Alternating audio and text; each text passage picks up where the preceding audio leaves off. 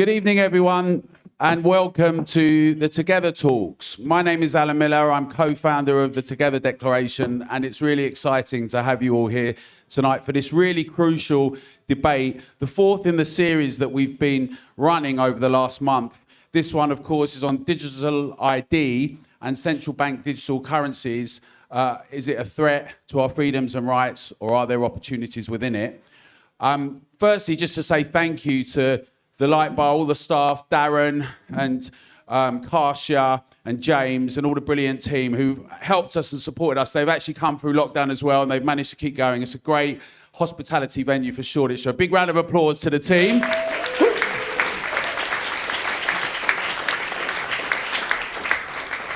And we know we were welcoming everyone to the live stream, and we're going around the UK and internationally. And a big shout out to some of the people that are doing it in venues around the country, like Dan Davis in New Brighton and the Rock Point Leisure, one of our ambassadors. And just to say that we've all been through the experience now of having challenged vaccine passports and vaccine mandates. And we pretty much saw them off in the UK. And that's brilliant. It's not to be underestimated. It's a big achievement. And there's a but, of course, isn't there? Because now we've seen that there's examples such as an older example in India, Aadhaar, where 1.3 billion people are now on digital ID systems with biometrics. And there are some concerns about all of that. There's a concern about the discussions around China and a social credit system.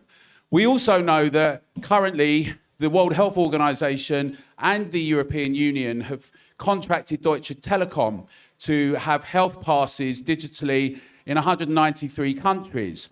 And we know as well that President Joe Biden has said we need to have a digital dollar, or certainly look into it, or a Fed coin. And the whole question of central bank digital currencies, what does that mean? In light of, without being too dramatic, having seen President Trudeau recently acquisition bank accounts from people who have contributed to the truckers. We know that whilst people often talk about President Putin and takedowns on social media, we also know that in the UK and elsewhere, Russians and others are having their bank accounts seized and assets stripped. And the whole question becomes, there's digital ID, and to what extent can that be of benefit as technology? But then there's also about who's doing what and how much do we have a say in all of that? Where's our kind of paramount democratic rights and our freedoms within that discussion? The UK government has announced that via the DCMS, they're going to have a system of digital ID that's coming in, which is going to mean that for going to rent a property or going to work, you have to show it. They say it's not going to be compulsory, but then again, you could use it for certain things, like if people aren't 18 to drink and that kind of thing. And all of a sudden you think to yourself, well, it's not a big stretch, is it? If perhaps people aren't doing the things they're meant to be doing, then perhaps other things are done. Or is that being too overly dramatic? Well, we're going to get right into it this evening, and we've got a fantastic panel with us. I'm very pleased to say that it's really, really great to have such a great panel. And the way it's going to work is the panel are all going to speak for a bit, and I'm going to ask them a couple of questions. I'm going to come out to you guys, and you'll all be able to ask questions and make statements if you want. And so we have a kind of discussion and really drill down on some of this stuff. There's a lot of questions about central bank digital currency. Some of it's confusing. There's cryptocurrency. What does it all mean? And how does it all relate?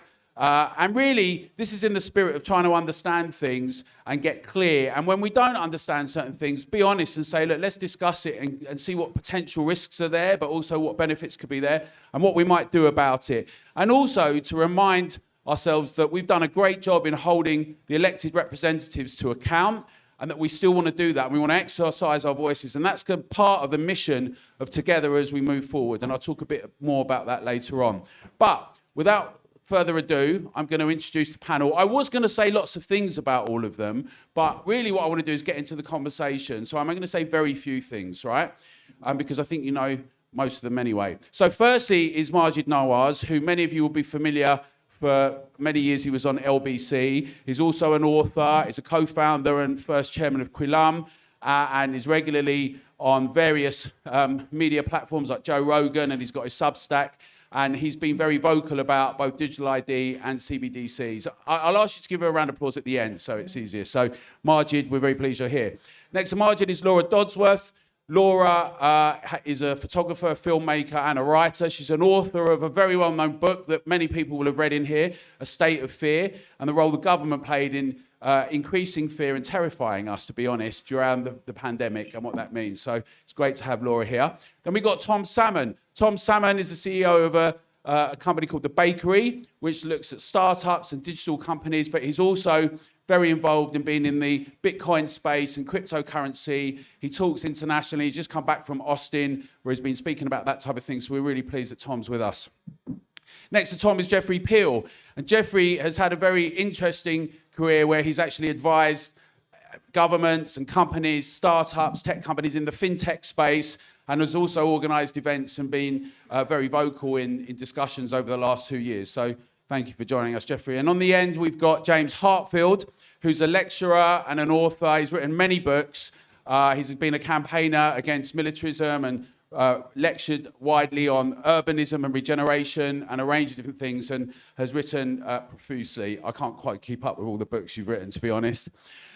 So we're going to get into it, and then we'll ask a few questions, and then I'll come out to you guys. And please, no heckling and everything. You will get a chance to speak, no matter how furious you might get. Maajid, over to you, please. Thank you, Alan.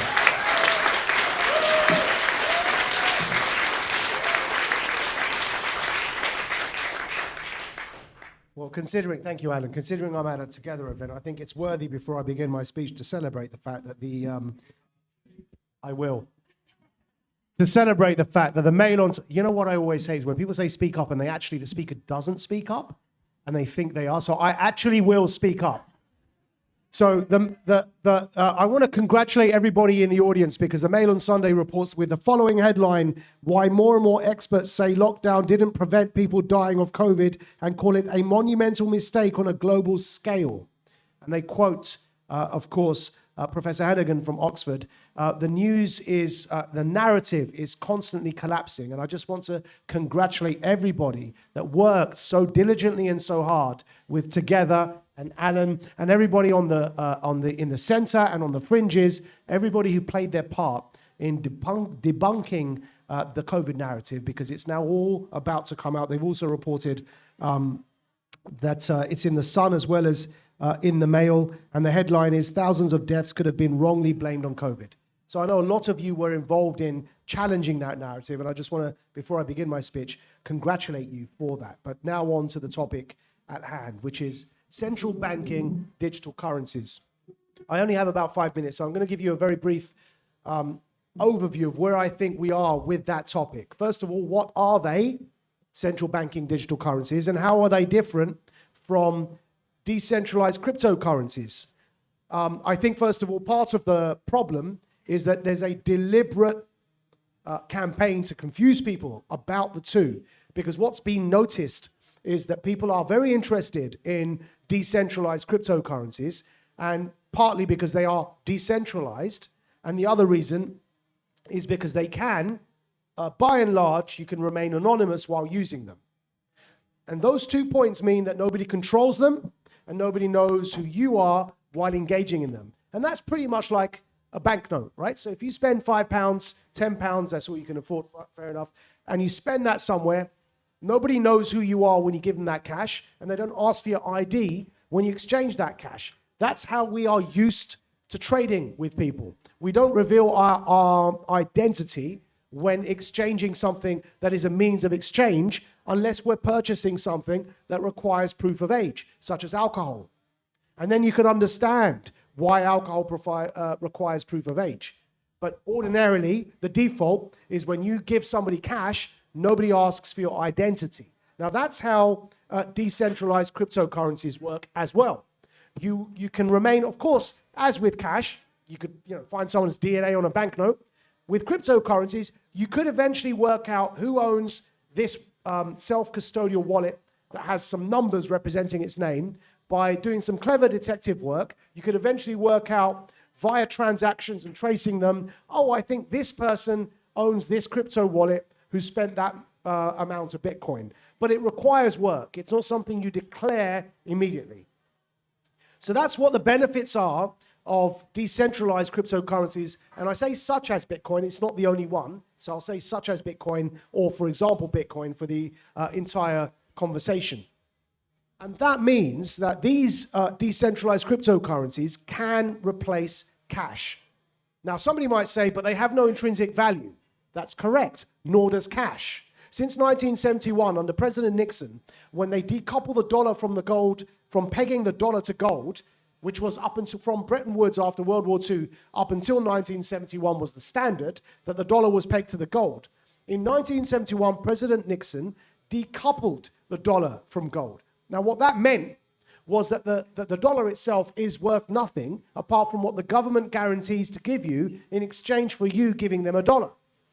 So the construct of the fact that the dollar and therefore the world's currencies have value is psychological.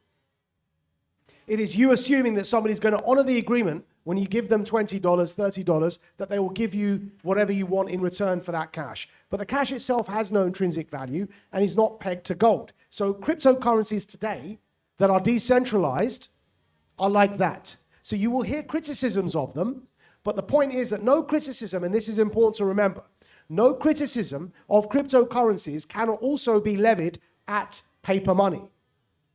It can be used for fraud. It can be used for criminal activities. Well, since when did you hear of gangsters paying with credit cards? Right? Cash can also be used for fraud and criminal activities, but we've been using it all until this time. So don't take seriously any criticisms of cryptocurrencies without first of all filtering it through that lens. Can this criticism also be levied to cash? Yes, it can. And if that criticism can be levied to cash, it fluctuates. It has no intrinsic value. Oh, I might have this today and then tomorrow it's worth something else, just like cash, right? Because of inflation and exchange rates. Yeah? So can the criticism you're levying against cryptocurrencies that are decentralized be levied against cash? Criminal activities, fraud, all of that applies to cash. So that's when you begin realizing there's a campaign against decentralized cryptocurrencies because somebody somewhere doesn't want you using them. Why? Because what they do is they take away the centralized control bankers have in setting global monetary policy. And I say global because, of course, since Bretton Woods after World War II, and it requires war to achieve this, and we're going to come to war in a minute. It requires war to achieve what they achieved after Bretton Woods after World War II. The agreement in Massachusetts, in Bretton Woods, which is a town, was that the world's currencies will be pegged to the dollar. You can only do that if you're the victor in war, right? And the dollar that was assured to people will be pegged to gold. It took Nixon to detach it from gold so that the dollar was pegged to nothing. Now, I won't elaborate because just watch Wizard of Oz and you'll understand the rest. Follow that golden brick road and see the wizard behind the curtain. Moving on, when you end up with that situation, what crypto does, decentralized crypto, is it takes away that power because nobody controls who issues those currencies. And as a result, the global bankers don't have that power nor control. And this is where central banking digital currencies come in. Because central banking digital currencies sell themselves as a cryptocurrency, hence capitalizing on the demand that exists out there for decentralized crypto because everything I've just said. There is a recognition that people are on board with this idea of cryptocurrencies. So what central banking digital currencies do is capitalize on that demand, but instead present something that is easy to control, unlike decentralized cryptocurrencies such as Bitcoin. How is it easy to control? Because even though it sits on the blockchain, which it does, it's issued by the central banks. And the central banks, because, of course, with the power of law, will oblige all of you to trade only in this currency, not in, say, for example, Bitcoin. And to trade in this currency, because it's digital, you will need an app that stores your digital currency or accesses it a bit like a wallet. Now, when you subscribe to this with your wallet, already as the Financial Times has reported, these central banking digital currencies will require ID. They won't come ID-free. Now, in an article that is headlined in the Financial Times, why central banking digital currencies will likely be ID-based. A direct quote from that article. What CBDC research and experimentation appears to be showing is that it will be nigh on impossible to issue such currencies outside of a comprehensive national digital ID management system. That's in the Financial Times. That's a direct quote from the article. There's loads of other quotes. I won't read them. Now, why I mention that is because think back to when Tony Blair was insisting once again, second time since the Iraq War, yet another emergency. Iraq War emergency, COVID emergency. Tony Blair comes along and says, this is an emergency. We need national digital ID. By the time all of us realized that the vaccine passports that people wanted to implement for every venue, such as this venue, would not stop transmission nor infection of COVID, and yet the narrative was to continue implementing vaccine passports. The question is why? And the answer is because to maintain that control, central banking digital currencies need checkpoints so that you can verify your ID before you do absolutely anything. And that's how you maintain control and fend off the danger that decentralized Bitcoin and other such currencies present, which is why they kept on insisting on maintaining those vaccine passports. So now you've got this CBDC that requires ID. So what's the big problem, Maajid? What's wrong with that? Think about it. Every single transaction in your life that you will ever do and ever have done will be logged and registered on an open ledger, because that's what the blockchain is. Now, Bitcoin avoids this because you don't need your name on your Bitcoin wallet. So it will be a number on the blockchain ledger. Yes, you can be traced by some clever detective work. That's fine. That's like cash. But what CBDCs are is your national identity tied to a digital currency that will log every single one of your transactions forever. Because once it's on the blockchain, you can't erase it. And that gives you absolutely no anonymity. And the second concern is control, because this currency can be programmed. And when it's programmed, it means that it can be set by government and it can determine what you purchase and what you sell and what you buy. And so if you go back to Canada and what happened with the truckers' protests, of course, there the problem is if you're a persona non grata, if you support a cause, if you support some form of magazine or platform that is thinking outside of the box, you're on a list, you can be penalized, and of course, it's an incredible problem. So these are the problems that this currency presents. Now, it's going to come anyway. Nothing much we can do to stop it. So I'm going to conclude by saying, how do we make sure that our rights are guaranteed, even though this phenomenon is on the horizon and is coming at us anyway?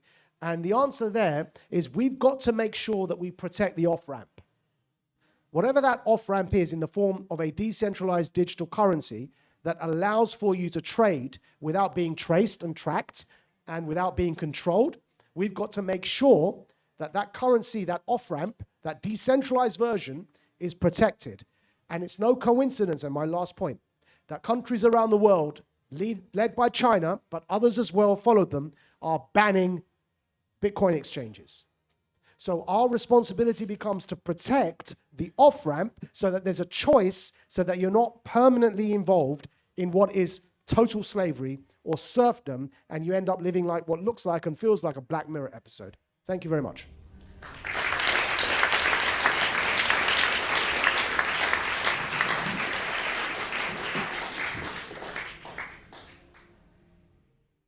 So, can you hear me okay? Is that on? Yeah.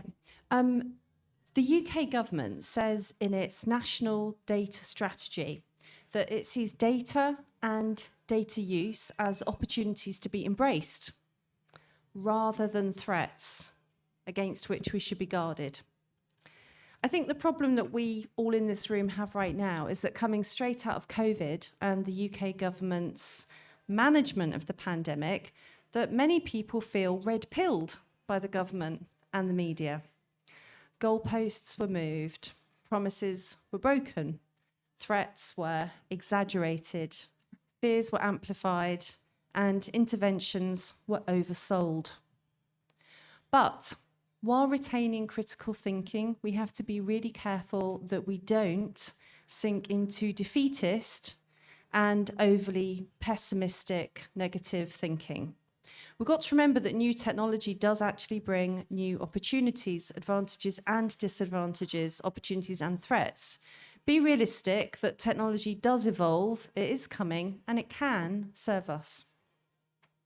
So the National Data Strategy's ministerial foreword sets out that data as a resource is limited by barriers to access. This is one area where we might want to look very carefully at what access to our data means, and want to be included as stakeholders in what responsible access to data looks like. Some of what the government sees as an opportunity can also be a threat. So, for instance, they talk about data-driven medical discoveries. Now, that can undoubtedly have a benefit for our health.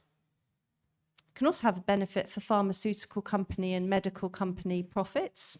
And it could also be a threat in terms of compromised privacy of medical data.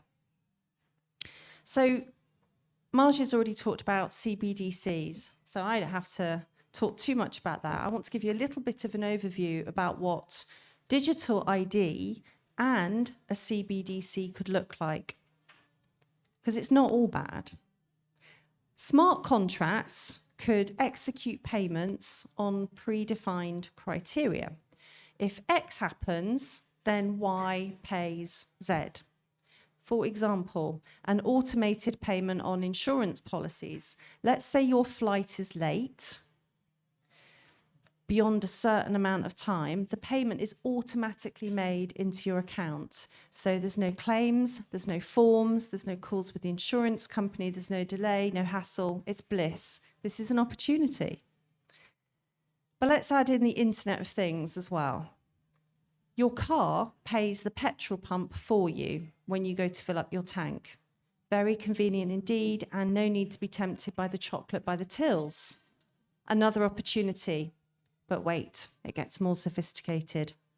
Recently, there have been proposals floated that we could turn down our thermostat 1 degree to fight Putin. Or we could have car-free Sundays. Now, let's just set aside any ideas about liberty and choice and the fact that the world has moved on and some people actually work on Sunday now. So it's not a very practical idea. Let's improve that idea and let's have a mileage allowance. Let's say there's a mileage allowance for people in the UK. You could drive up to the petrol pump and it simply says no to your car. You're out of the equation. The government, the Bank of England, and the Internet of Things all trumped your individual decision-making. Now, that's an extreme but genuinely possible future scenario. Perhaps beyond petrol, you might only be able to spend a portion of your money in certain geographical regions, perhaps to boost local economies, levelling up. Perhaps to make sure you don't travel too far and stomp those carbon footprints all over the country. It's all possible. Now, for a technocrat, this is an opportunity. For you, it's a threat. The ministerial foreword on the government response to the digital identity and attributes consultation sets out that the digital economy will enrich our lives. And the document is clear that the government wishes to enable widespread use of secure digital identities. The UK Digital Identity and Attributes Trust Framework and legislative proposals will lay the groundwork for the increased acceptance of digital identities across the UK. This government is committed to unlocking the power of data. Enable, lay the groundwork, and committed. That was part of the consultation. This language of laying groundwork, enabling, being committed, enriching, signals a government-led enthusiasm that we should be aware of. And I simply say aware because this can go one way or the other.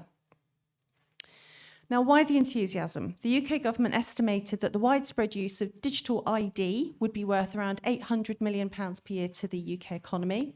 We need to keep pace with other countries, and online authentication and digital ID could genuinely be convenient instead of physical documents.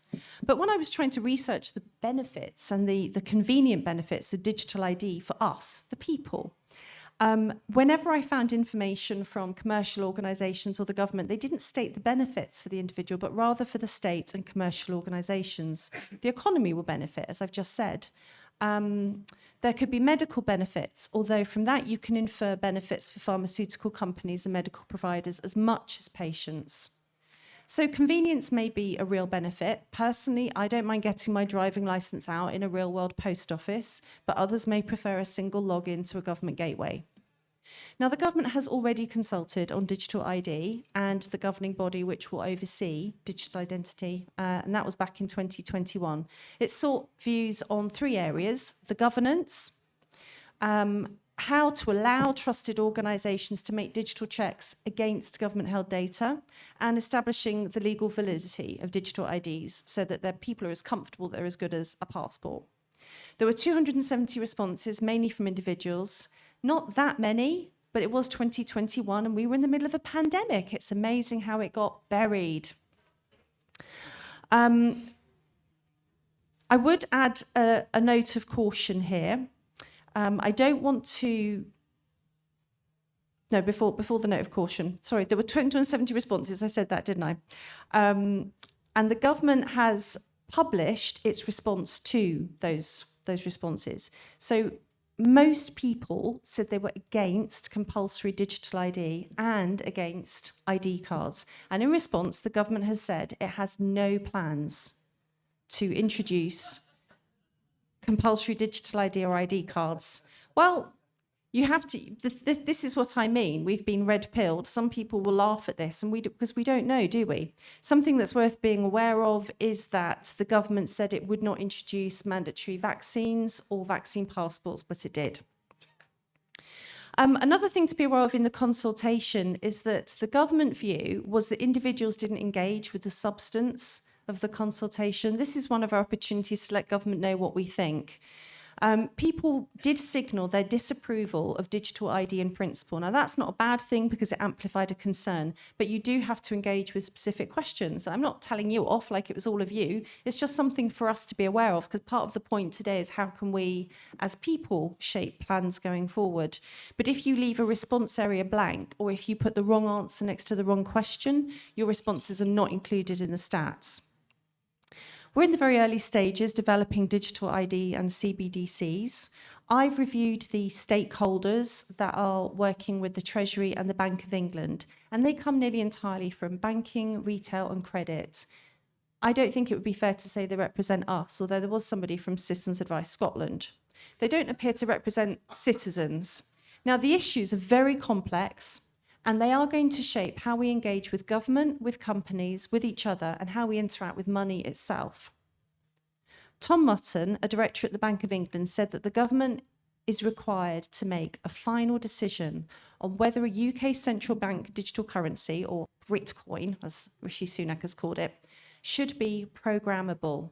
Maajid was mainly talking about programmable CBDCs, but you have account-based central currencies and identity-based, token-based and identity-based digital currencies.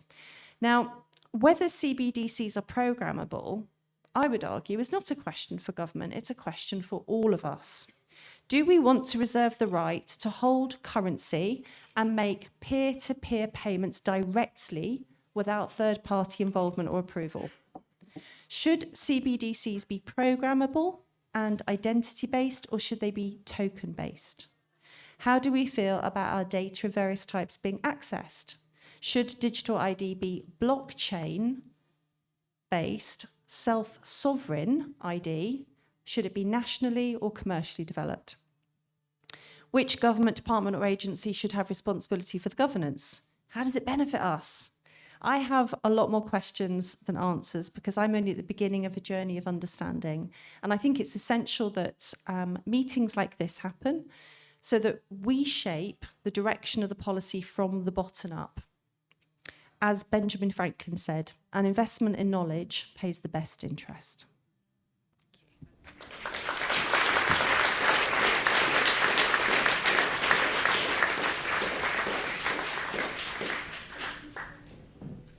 Are we going? I'll stand up just because Maajid did. Hi, all of you. Thank you all for coming along this evening to take part in this discussion. It's an incredibly important discussion, and thanks to Alan for arranging this. What I'm going to try to do is focus on money, particularly because central bank digital currencies are essentially a new form of money, type of money that we have never really been exposed to before. In order to do that, in order to focus on money, I'm going to have to take us on a little bit of a history tour and remind you of what happened back in 2008. You might remember in September 2008, Lehman Brothers went bust, and it was brought down by the collapse of the subprime mortgage market. And Lehman Brothers, in common with quite a few other financial trading houses in the United States, was brought down by the fact that it was trading assets that were massively overinflated in terms of their value and whose risk characteristics were essentially misinformation masquerading as financial analysis. You might remember that the credit rating agencies were all rating subprime mortgages as AAA plus. So with this wonderful risk assessment being undertaken by fraudulent financial analysis organizations, everybody put their money in. And Lehman Brothers wasn't bailed out. That's why it went bust. It was one of the few financial organizations that was deemed not too big to fail. But others in the subprime fiasco were bailed out. AIG, Bear Stearns. And here in the United Kingdom, we had incompetent, fraudulent banks, such as Lloyds, RBS, HBOS, all requiring emergency funds in order to survive their flagrant incompetence, bailed out by our government. And that act of bailing out was supposed to set in motion a new era of fiscal prudence. But in fact, things got much, much worse. We had an escalation of incompetence. Instead of individual retail banks being incompetent, we created a whole series of central banks that were incompetent. And the bank bailout set in motion the money printing presses, and they've been in action pretty much ever since 2008. And this is important in terms of understanding why CBDCs are coming into play. The idea that governments and central banks came up with was the idea of quantitative easing. And simply put, that is the process by which treasuries and central banks create new reserves that can be used to buy assets. And I mean any type of asset. It could be, it could be that the central banks go and buy the bonds used to provide some pension security to the Ford Motor Company pensioners. It could be all sorts of assets. It could be property. It could be subprime mortgages. And in 2008, those reserves were used to inject liquidity into the banks. But ever since then, the tap has never really been switched off. The Cameron government here realized that actually fiscal prudence, or so-called austerity, wasn't really a great vote winner. And initially they announced that we were going to run surpluses, but they decided that wasn't such a great idea. And in fact, since 2008, the United Kingdom economy has become more like a Potemkin village, the Soviet Potemkin village that maybe has a few facades, but behind the scenes there is nothing. So the money printing exercises undermined the fundamentals of our economy. And note that I didn't refer to taxpayers' money, because this is not taxpayers' money any longer. This is debt, enormous amounts of debt. And in order to perform this sort of public spending conjuring trick, the government needs to essentially smother money. They have fucked money. They have taken all value out of money. In the past, if the money supply increased, the value of money fell, and money markets would correct themselves through interest rates. And of course, foreign currency markets were important as well, because they provided the opportunity for speculation. An inflationary UK economy with relatively low interest rates would encourage investors to take their money into other markets where there were more lucrative opportunities. But since 2008, Western governments have artificially stifled this mechanism with interest rates near zero or even negative. And so-called ZIRP or NIRP, zero interest rate policy, or negative interest rate policy have been pursued. In late 2019, however, just to continue the history lesson, the market threw a collective spanner in the works. There's a critical date, August the 14th, 2019. The Dow Jones Industrial Average tanked 800 points, more than 3% of the entire value of the Dow, the fourth biggest drop of all time. And many of the US banks saw their values drop like stones. JP Morgan alone fell by 4.2%, Citigroup by 5%. And the markets were spooked to the core. In fact, the markets were looking into the abyss. And just a few days later, in fact, it was August the 22nd, the Fed held its economic policy symposium in Jackson Hole, Wyoming, well named. Rumor has it that BlackRock, the investment management company, presented a paper at that conference that argued that in order to prevent the descent into the abyss, the Fed needed to do something that it had never considered before.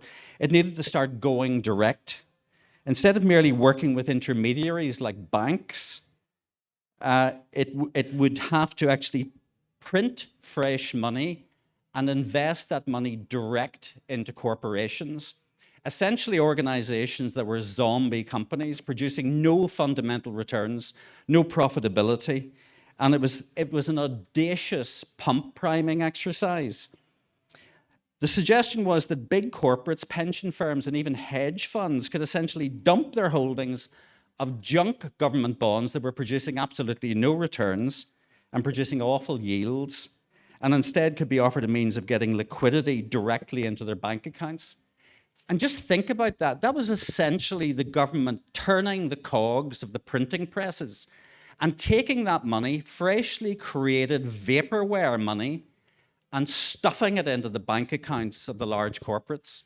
Nothing like this had ever been done before. And that is why we have been seeing a mushrooming in value of equities. So these organizations that were maybe holding negative interest rate government bonds were suddenly given billions and billions of dollars of liquidity to go and buy Tesla or Apple stock. And that's why you might be bemused by the fact that during over the last number of years, the last decade and a half or so since the 2008 crash, that equities have been going and up and up and up.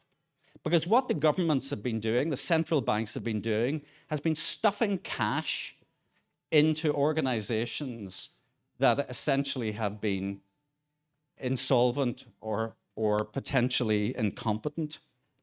And then, of course, came COVID. Now, I'm not going to argue that this was part of a wider strategy, that there was something else going on, or even get into conspiracy theories. But its arrival is somewhat suspicious. In the UK alone, the direct cost in terms of increased public debt has been about £500 billion in terms of servicing the COVID debacle. And that's just the cost of public spending. This doesn't take account of the vast losses incurred by businesses and sole traders across the country that were crushed by lockdown, often sustained by increased debt or awful distressed company schemes introduced by the government, such as Future Fund. Future Fund is a disgrace. It was a way of raping and sodomizing businesses that were on their knees. And it was introduced by Rishi Sunak. Our public debt now totals more than our entire gross domestic product, and we have created government dependency, the like of which Jeremy Corbyn never dared suggesting. And now we have weird anti-sovereign state consensus emerging from the major central banks that with so much dependence, so much debt, so much connectedness, that the momentum is towards a global reserve currency that will inevitably become the money printer choice for zombified economies and central banks. And where bank bailouts were required in the past, we now have to bail out nation states routinely. And the process of reserve creation will be handled by the BIS, the Bank for International Settlements. The consequence of all of this will be the emergence of central bank digital currencies that will become the manifestation of fiat money if the money printing continues. The dollar and the pound will essentially become glorified digital tokens or vouchers that will be fungible, date and time stamped. And money availability will be at the behest of the central banks, and our relationships with retail banks will end. They'll be crushed. our relationship will be with the central banks. Just think about that. You won't have to submit a tax return, they'll just take it out of your account. Only central banks will operate, and there will only be one single global reserve bank, which will continue the process of cranking out money. But be in no doubt, the banking system as it currently operates in most Western countries is a glorified Ponzi scheme. Money is becoming devalueless, and valueless money, neutered by inflation, is a consequence of incompetence and big states. And we still have the power to stop this. We really do still have the power to stop this. We stopped vaccine passports, we stopped the mandates, and we can stop this, but be aware because of gross government incompetence and the gross incompetence of central banks, we are about to go into an era where everything is going to be recalibrated, and it's really not going to be very pleasant. But hopefully this evening we can come up with some solutions. Thank you very much.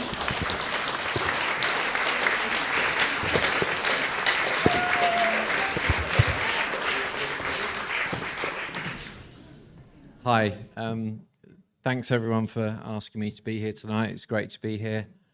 So I'm going to focus on Bitcoin because I'm what I would call a Bitcoin maximalist, and that means that I believe that Bitcoin is the only really one and true digital decentralized currency. And on June the 3rd, 2009, there was a headline in the Times that said, "Chancellor on the brink of the second bailout of the banks." And that was the day that the first Genesis block of Bitcoin was printed, and that headline was printed in the Genesis block of Bitcoin. And Bitcoin was created partly in a response to the quantitative easing and money printing that was happening in the world. But it also solved a fundamental problem that hadn't been solved before. Many people had tried to create their own digital currencies, but they had all had some degree of centralization before. That had an organization that had run them, people knew who they were, and so they could be stopped. People could intervene, governments could go and shut them down. And what happened with Bitcoin was an anonymous person, group of people called Satoshi Nakamoto came up with a methodology to create true decentralization and solved a problem that was called the Byzantine generals problem, which enabled a group of computers to agree on consensus of transactions without any one central person being the authority for that. And because they knew they needed to be anonymous, they also knew they needed to disappear, because if anyone knew who they were or found out who they were, they would be able to be coerced by governments into shutting the system down. And the fundamental properties of Bitcoin, when you get involved with it, are quite amazing. It's decentralized. It's also immutable. It means the records can't be changed, and it's censorship resistant, meaning that governments can't interfere with it. They can't stop transactions. And it's also got a fixed supply. So it fixes this money printing problem, and it's more analogous to gold or land where there's only a certain amount in the world. And it means that no one person can keep creating more of it, and the value of it is fixed. You know there will only ever be 21 million coins available. And when I first found out about Bitcoin, I just thought it was some interesting digital token. I didn't really understand the properties. I didn't really understand how important some of these things were. And I heard these terms, about fixed supply, and I understood that because of the money printing that had been happening in the world. But things like censorship resistance and immutability, I thought, well, countries, maybe if you live in Venezuela, that might be a really important thing. But, here in the West, we live in a democracy, and governments aren't going to intervene in that way. But over the years, I've seen more and more cases where this is really important. I went to India on a trip in 2016, and I got on the plane thinking I was going to change money when I arrived in India. And as I got off the plane, it turned out they'd demonetized all the banknotes. There were no banknotes that were legal tender anymore, and they'd done it at midnight, and suddenly there wasn't any money. They hadn't issued any new notes, so people didn't have any money, and they were doing this to get rid of all the black market economy money that people had, that they'd stored under their bed and everything. And if you had more than a certain amount of money, you had to justify where it came from. And then they issued new banknotes and issued a digital currency system. And, you know, as we've gone through the last few years, as we've talked about, the things that we've seen happen in Canada, where they've debanked people, is, you know, something again that I thought would never happen. These people hadn't done anything wrong. There was nothing illegal about what they'd done. They'd donated to a perfectly legitimate cause, and yet they followed the trail of those payments, and people that had donated more than a certain amount had their banking taken away from them. And in a society like we live in, you can't operate if you haven't got a bank account. There were people who had jobs, and the employer was saying, how do I pay these people? And do I have to now fire them because I can't pay them? So the sanctity of money and the sovereignty of money is critically important. And the trust that we have in money, as you know, Jeffrey said, you know, America took the dollar off the gold standard in 1971 and replaced the wording on the dollar with, you know, backed by the full faith and whatever, and in God we trust. And literally you have to trust the government that they will honor that debt to you. But they have now reneged on that. The sovereign wealth money of Russia, they have said, we're not going to give you that. They have effectively taken the dollar out of being the global reserve currency, because if you are China or Russia or another country, it's not now a safe currency in which to store your money. So this brings us back to buying things like land or gold or Bitcoin. And, you know, Bitcoin is inevitable at this stage. It feels like it's an inevitable solution to a problem in the world. I think central bank digital currencies are inevitable. They will bring them in. They will bring in controls around those things. But there is an option to opt out. There is an option to do other things. And, you know, as Maajid said, it's really important, the on and off ramps into Bitcoin at the moment. People are banning Bitcoin exchanges. They want to be able to track transactions on and off. I made a payment from a digital currency exchange to my bank the other day. You know, a reasonable sum of money, but I had a phone call from the bank and I spent an hour and a half on the phone to them explaining what this money was that had come from a digital exchange. They wanted to know what this Bitcoin was, where I'd got it from, how much other Bitcoin did I own.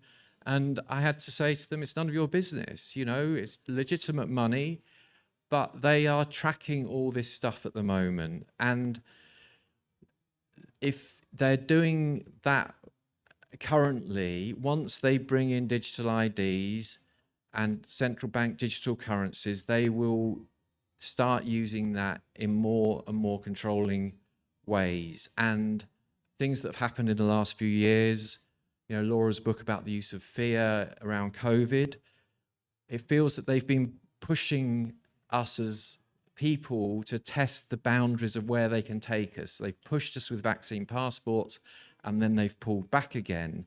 But then they'll bring something that will feel softer, and it won't be as bad as that, but then they'll gradually increase the controls around it.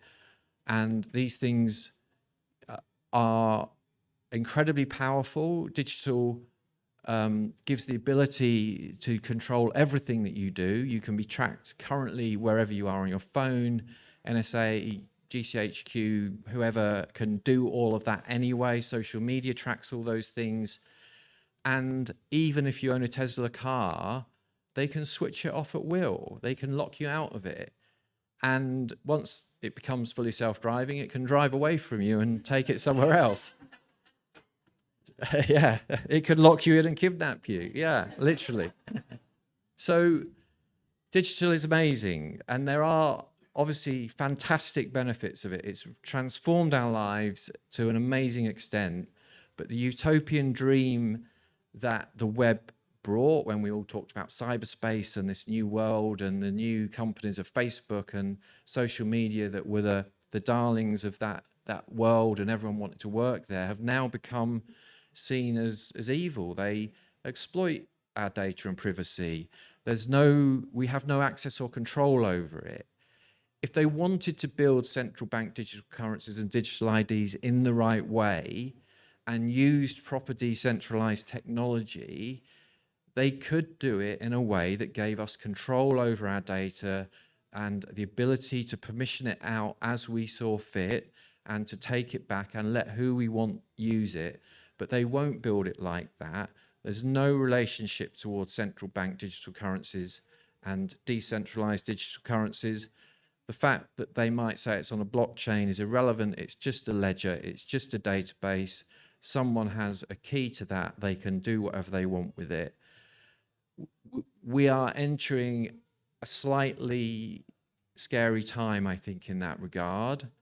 And I think that Bitcoin gives people the ability to become a sovereign individual. You can take control of your finances, your money. It's something that you can pick up and leave the country with. You can't leave the country with a bag with $10 million worth of gold in. You can't leave the country with $10 million of cash. It's not long before they'll get rid of cash. You can pick up Bitcoin and take it anywhere. You just have to remember a phrase in your head if you want. No one can stop you from doing that. You can go, you can access it, you can send money anywhere in the world at any time to anyone.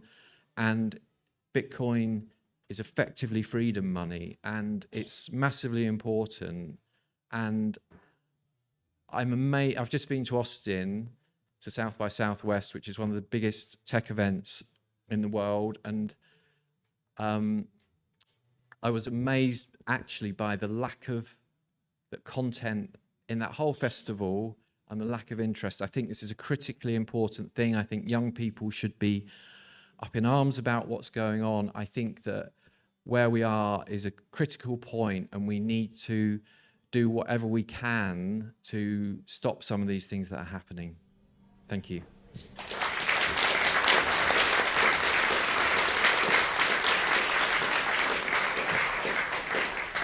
We all have to stand up now. I'm beginning to feel like I might be on some other planet because I haven't got any Bitcoin. And you know, who's got some Bitcoin? Have you got Bitcoin? Quite a few of you got Bitcoin. About less than half, though. I think that's right. And those of you that have got Bitcoin, did you buy anything with your Bitcoin in the last month? You did. Right. One person, two people bought something, three people bought something with Bitcoin. So I'm thinking at the moment it's a bit of a minority interest, if you don't mind my saying. I'm not being rude, but I'm relieved now that I haven't got any Bitcoin, or I don't feel quite so bad about it. And the other thing that I've noticed, like a few people have got a drink, which is good. And when you went to the bar, did you pay with cash? You paid with cash.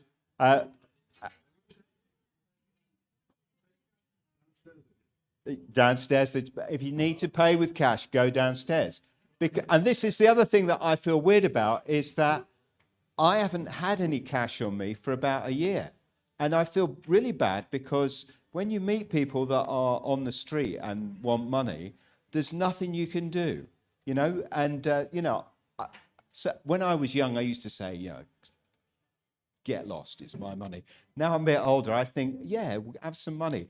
And now I can't because I haven't got any money on me, because I haven't used any money for a year, really. I mean, I've just used plastic, I think. And these are the numbers, is that nobody uses cash. It's just virtually dead. The transactions in cash are minimal, all plastic. It's all plastic. I mean, you pay with your credit card. You pay for pretty much everything with your credit card. Occasionally you buy something with some actual paper currency or some coins, but it's very exceptional kind of an activity. We're already there. I want to say we're already there. Electronic money is here.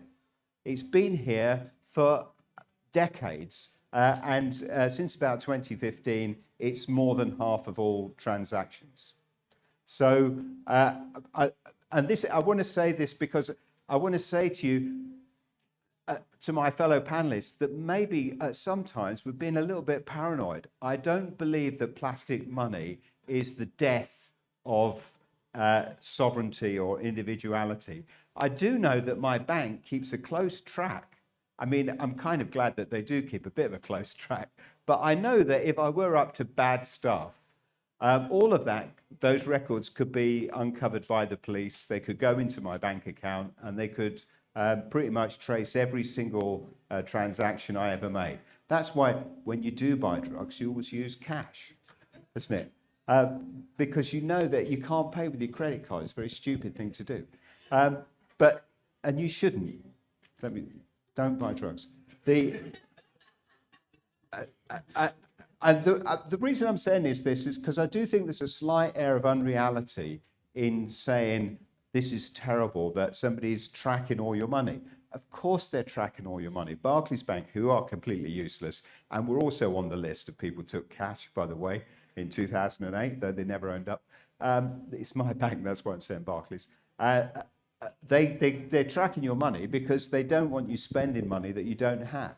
And, well, they do want you spending money that you don't have, but they want to recoup at some future point. It's not out of altruism. It's not out of anything like that. But there it is. It's electronic money. It's been here all the time. It is traceable. It's not as traceable as a whatever you call it, as Maajid was pointing out, but it is traceable. All your transactions, almost all your transactions, apart from the ones you wisely do in cash, are traceable. I also think that people, there's a tendency to blame the magic money. Fiat money didn't come about at the end of the Bretton Woods Agreement. Fiat money came about in 1694. You can see there's a fabulous cartoon by James Gilray. When people brought in, when the Bank of England was created, people said those ratbags are going to cheat us, and Pitt is going to raid the Treasury. And he did. I want to say the reason they made the Bank of England was to rob the Treasury. About 40% of the economy was dedicated to various wars all over the place. And all of that cash it was possible to do that because they'd replaced gold with paper money. Paper money, when it came in, was understood, widely understood, to be a way that the Treasury was going to cheat people out of their money. They were going to rob from the future. But now here we are defending paper money, which people back then knew was a trick, fiat money, to deceive us, to rob us, as they used to do. People always distrust money. Medieval peasants thought there was a magical stone called the Philosopher's Stone that turned base metal into gold because they couldn't understand exchange. It was a novelty to them. People in the, bimetallism was a great campaign of the turn of the last century when William Jennings Bryan said, "We're being crucified on a cross of gold." He was campaigning against gold, which he thought was a cheat. All of what it was really describing was the fact was that the prices were collapsing for agricultural goods and his supporters were broke because there was no market for their stuff. It's true that the central bank has behaved abominably for the, as exactly as Jeffrey describes it. But I don't think he's quite got the motives right, because the truth is that when Gordon Brown was treasurer, we had a policy which was to avoid austerity. The social suffering that came with strict monetary policy was considered to be too much, and we had low interest rates precisely to kind of avoid those things. And there's good reasons why people did that. They don't want a boom and bust economy, they said, and we understand why that was. But it's absolutely true that it brought in a policy of lack of rigor, all those kinds of things. And most destructively, it brought in an economy where people found it easier just to expand through credit instead of innovating and investing in their economies. All the time, I think the trouble with a lot of our discussions is we end up blaming the cash system that we're using, which in the end is only a technology, rather than the economic policy which is behind it. The economic policy which is behind it, if it's not about investment and creating a strong economy, then naturally you will hide that by printing money. In the same way that people will fixate on the symbols of economic failure instead of understanding the basis of the economic failure. So I think it's a bit like don't shoot the messenger. The fact that we're relying upon these bogus policies is not really about the threat of another kind of fiat money, as opposed to the previous kind of fiat money that we had. It's about the economic policy that's behind it. I do think, and we've not talked about this half enough because we've got fixated on the thing, ID cards are a real disaster and we should fight them tooth and nail.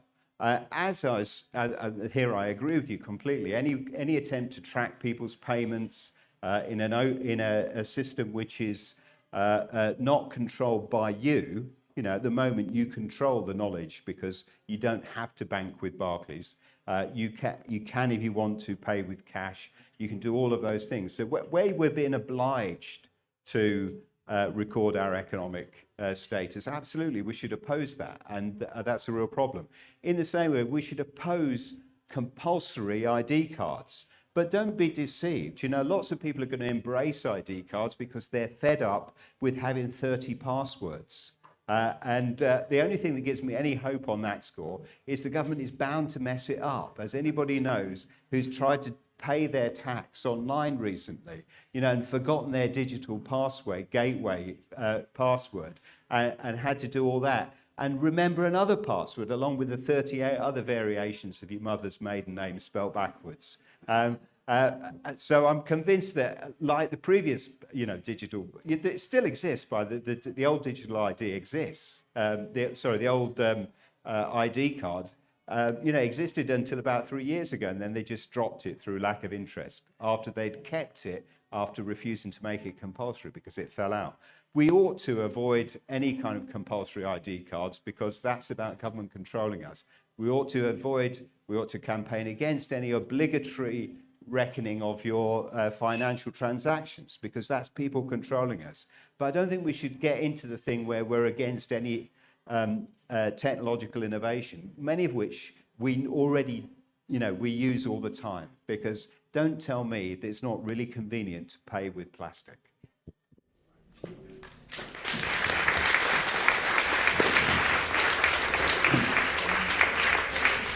So I want to drill down on a couple of things because I'm very confused about all of this, and I do think that there is. Just to take up James' point at the end, we used to have really massive discussions. There were political clashes between Keynesianism or monetarist policy. If you remember Margaret Thatcher and maybe the Labour Party, the whole idea that you could organise resources in a certain way and you could invest or hold back, and the state should do more, it should do less, and the question of the free market, how much intervention the state should have or not, and everything. And it does seem that some of these discussions that we're all having, because of what's happened, particularly in the last couple of years, but also because there's a sense of distrust and fear, I think, generally, becomes a bit like, well, it's all going to be like this and it's all going to go in that way and it's going to be a disaster and it's all out of control. Whereas surely there could be attempts to have robust investment and a kind of plan about creative, dynamic investment in infrastructure, biotech, new things that would stop the zombie companies, stop just like that attempt to invest, plug loads of money in places and create and produce things and value, right? But at the same time, I'd throw it back to you, James, as well, this question. But the problem is what you're saying is going to be redundant pretty soon, isn't it? Because you can say we should campaign against having these digital IDs, but if by effect you can't actually transact and do anything without being on them, and you're not going to have cash very soon, and you're just going to be, then how practical is it as just a thing to say, well, we'll campaign against them, but if everything's headed in that direction, and what can be done? So each of you, Maajid first, and then the rest of your thoughts on it, please. So, is that working? Yeah. So there are just a few points of tone's the wrong word, and not substance. There are a few points of, let's just say taste, that I disagree with what James said. Maybe taste. And it's because it was full of a few straw men. I didn't hear anybody on this panel say that CBDCs are not coming. I actually heard the opposite. I heard every single speaker acknowledge that they are coming, until James then said that the speakers were talking as if they're coming and they shouldn't. So just on that note, I heard everybody actually acknowledge, including Tom, the Bitcoin maximalist, and good to meet you, Tom. I heard everybody acknowledge that they are coming. So in answer to Alan's question, and then I'll stop correcting people, I'd say focus on three things, because they're coming anyway, right? And by the way, James, they can't come without digital ID. The two things are connected intrinsically. You can't have CBDCs without digital IDs. So they're coming anyway, and digital IDs they're going to attempt to implement them. So there are three things we need to focus on to preserve what? Not to be Luddites. Nobody is encouraging anyone to be a Luddite or reject technology. So please, let's not straw man the argument. We all embrace technology. We all have smartphones. We all use laptops. We all love technology. That's not the point. The point is the following. 1, protect my privacy. 2, don't try and control me or enslave me. And 3, allow me an off-ramp. And the off-ramp used to be cash, and it will be Bitcoin, right? Those 3 things are all we need to focus on. Stop monitoring me, stop trying to control me, and allow me an off-ramp if I want to exit that system. Cash used to provide that off-ramp. When they erase cash, which will not be my choice. So yes, by the way, James, I have used debit and credit cards, not just credit cards, for every single transaction I've made for about 5 years. I don't carry cash because I see what's happening. Now, the point is, I'm not the one erasing cash. The government, the state is erasing cash. So if you're going to do that, allow me the choice of an off-ramp, because by the way, I believe in the decriminalization of drugs. As people are talk, once they've come back, I'm going to start coming out to you guys. So if you get ready, we're going to start having someone here with a mic. You can think about coming out here, but we're going to go for it. Laura. Okay. Oh, well, really interesting talks. I was just avidly listening to everybody. I learned a lot. James, I'm sorry, I don't want you to feel picked on, but I'm going to pick on something you said as well, because you referred to digital currency and digital money. And I think it's really important to draw a distinction between digital currency and central bank digital currency, because you referred to traceability as though people object to money being traceable. And as you said rightly, it's already traceable. The thing about central bank digital currency, the risk is not that it's traceable, but programmable. So for instance, you and I could have different interest rates. We could have different things we're allowed to spend our money on if it's programmable and linked to an identity. And that, in a sense, then, is a precursor to a social credit system, which isn't just an episode of Black Mirror, which Maajid referenced, but is actually happening in China. And they've been trialing it for over a decade. You know, if you don't pay a civic fine on time, your travel rights might be taken away from you. So the danger isn't simply that something is traceable, although I would like to reserve peer-to-peer anonymous payments. The danger is that it's programmable, and that's a complete game changer in how we interact with money. So thank you. So just So just to address James's point, plastic money. You know, we're not talking here about the replacement of plastic money with another alternative plastic money. We're talking about the eradication of the retail banking system. that your relationship, your direct relationship in terms of the use of plastic money will be with the central bank. And don't be in any doubt that there'll be a few of them kicking around. There won't. And remember, many of the banks were nationalised in 2008, so the government already owns them. Lloyd's Bank is now buying more new properties than any other organisation in the United Kingdom, so that of course, nobody's going to own anything. So we might as well just rent our properties so we won't own assets. So it's a kind of first iteration of this whole idea of everything, all the asset classes moving away from the retail banking system or from individuals to the central bank. Just one other point. I've been trying desperately, it's kind of one of those bucket list things, to read all 3 volumes of Charles Moore's biography of Margaret Thatcher. I've just managed to get my way through the first volume. And when Margaret Thatcher came into power, the entire public debt in the United Kingdom was 10 billion sterling, 10 billion. It's now 2.4 trillion. 2.4 trillion pounds, 2,400 billion, 2,400 million, I don't know. I don't even know how many knots that is, So this is an entirely new paradigm. The avoidance of austerity,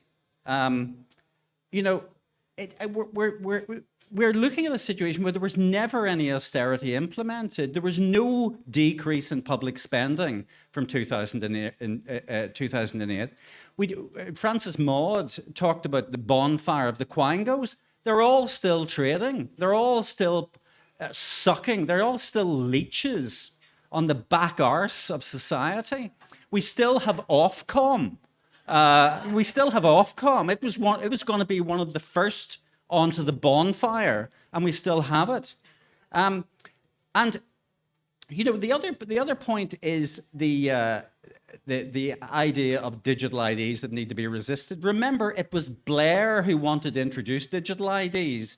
This was the backdoor entry into digital currencies. He knew what was happening. The whole process of moving towards dependence on money printing happened under Blair's watch. Yes, he ran a few surpluses early in his term, but then the Tories just did it with bells on. And they tried to implement certain ID systems. They introduced gov.verify, which is an utter fiasco. And now they're having another attempt by crippling the economy and implementing COVID policies. So be in no doubt, what we want to do is retain our retail banking systems because they work. They do give us advantages. The plastic works. It's wonderful to have contactless payment. But what we do not want is bloated, disgusting, incompetent government. We need to shrink it. We need it to cut it to size, and we need to get it out of our lives.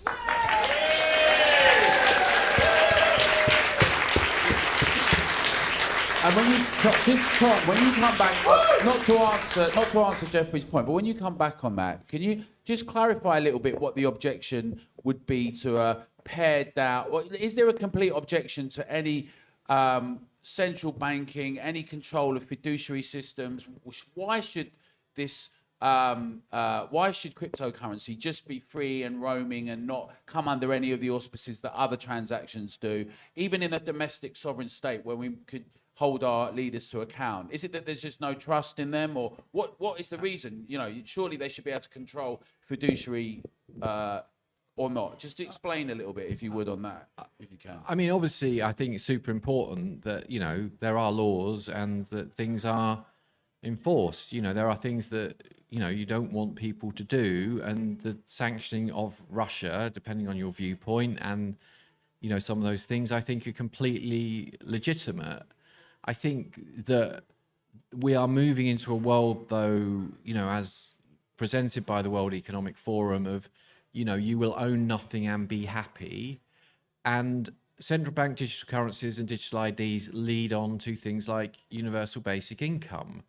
And the idea that, you will not have control over your money, you will have an allowance of money, and it will be trackable and traceable, and you might not own your home because BlackRock are going to buy them all. You won't own your car because you'll rent it. Apple are bringing out a subscription model for phones, so you won't own your phone anymore. And there are obviously benefits of that, but within the crypto world, there is a belief that these things are completely anonymous and private, and there are a few tokens that have privacy built in, but they're not completely private. They are trackable to some degree, and you can identify wallets, and you can mark those wallets as suspect. There was a couple recently that stole a lot of Bitcoin from an exchange several years ago, and they left it there. And then they tried to cash it out. And as soon as they cashed it out, they got arrested. So it's not completely anonymous, it's pseudonymous. It is policeable to some degree, but it isn't controllable in the way that money, normal fiat money is. And fiat money has brought down many an empire. The Roman Empire was brought down because they started to take the gold out of the coins, and they couldn't pay the Roman soldiers, and they wouldn't accept the coins. And there's a saying, a law called Gresham's law, that good money drives out bad. And fiat money has become bad. They've inflated the supply of it by 40% in the last 2 years. That means the money in your pocket is worth 40% less than it was before. And they're saying inflation is because of various other things, but until the price of everything has gone up by 40% and corrected to the new supply of money in the system, we won't see the end of inflation. So I think that we're heading in a very odd direction, and it's not long before things like universal basic income come in, and people are put on an allowance, and they don't own things anymore, which feels like a sort of a communist state that we're going to live in. Can I just say, and just to address this, thank you, Tom. Just one of the concerns is that everything's just out of control. And do you think that there are policies that could be done to rectify this? Because my point about interventions and what that could mean, or as Jeffrey said, it's gone too far. Or do you think it's up to ordinary people to insist upon what should happen? Or have you got any thoughts on that? Well, I'm just reading this great book, Jacob Machangama, on free speech, and there's so much brilliant stuff in it. And in the middle of it, he's got this great quote from Judge Learned Hand. Great name apart from anything else. And Learned Hand says, it doesn't, in the end, it's not the law, it's the culture. And he was talking about the fact that they'd done this thing in America where they brought in a Bill of Rights that enshrined the right to free speech. Never happened in any country in the world. And Jacob Machangama's writing the book, and he says, and 15 years later, they brought in a Sedition Act, which banned you from publishing all these things. And nobody even noticed that it was in breach of the thing. And Learned Hand's advice was that it's never the law. You can have a perfect law which would defend you in every respect. But if you don't have the culture of fighting for freedom, then it won't matter. It will disappear the next day the minute, the wind changes direction. And I think this gives me more hope than anything, to be honest, because I think the experience, not just of Together, but everybody that was together doing the thing about vaccine passports, it was the mobilization. I mean, it was the human beings that were committed to the idea that they were not going to do this thing, which really made the difference. And I feel a bit like that about these things, is that absolutely yes, if there's a proposal of a programmable currency with a differential interest rate, this absolutely must be attacked. I completely agree with Maajid. He's got to have his off-ramp. He's absolutely right. I don't want to see cash disappear. I think it's very important. But I also think that sometimes we're tilting at windmills. Sometimes the target isn't quite where it is. So it's not. I think that the fact that the government has spent this outrageous amount of money, which it is, and it's encroached on all of our lives. That's awful, and is really why we are where we are.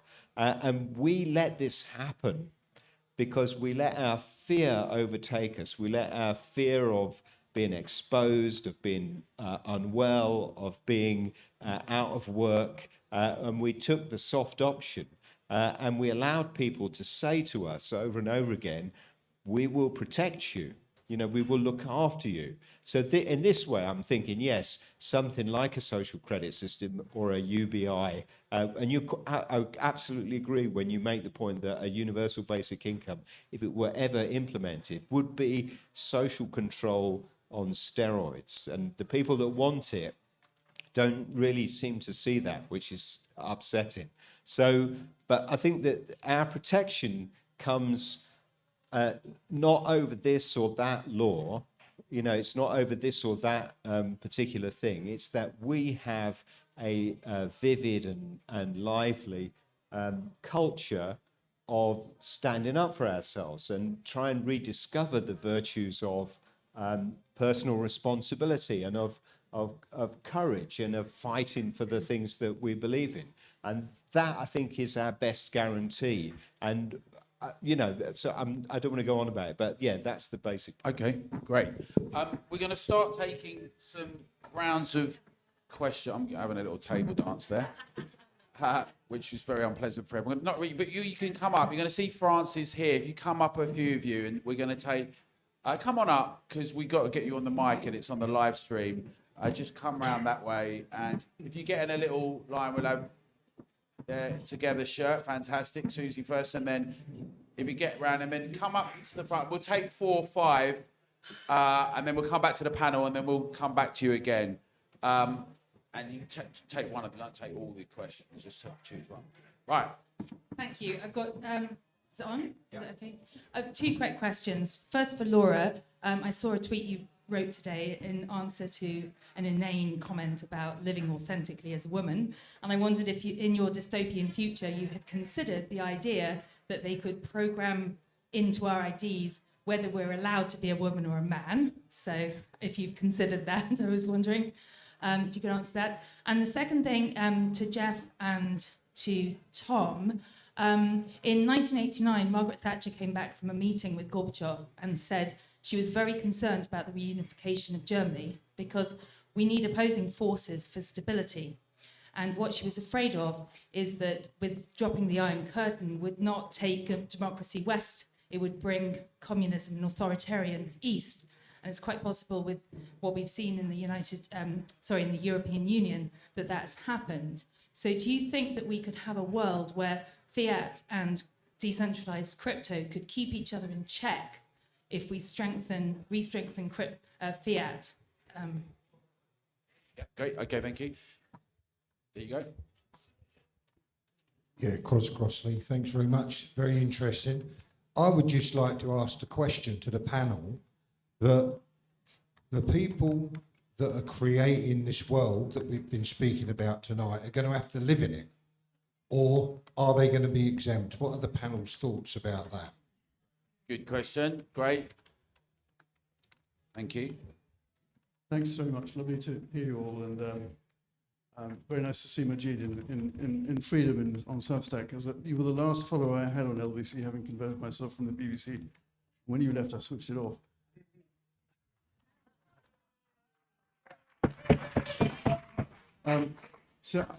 One of the questions that came up was, what can we do? What can we do as people? And somebody mentioned, well, we did it with COVID. I can't remember which of you it was. And we sort of have, but I think COVID was a bit easier to get. It was taking an injection that we didn't, sorry, can you hear me? COVID was taking a jab that we didn't want and that we didn't trust. This system is a bit more complex, and it's complex for everybody. So I ask you the question, one of the solutions I might pose is that we start using cash again, and we just don't stop using cash. We'll take 2 more, and then we'll come back to the panel and come back out again. Thanks. Okay. Right.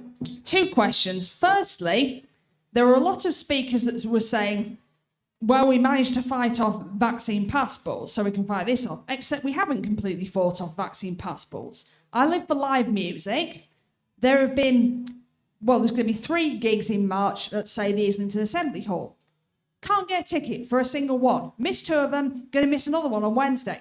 Because their website says they're demanding people's medical details. So I can't buy a ticket because even though some friends that went to one of them said they didn't demand medical details on the door, if I go there and they suddenly decide they are, I have no comeback.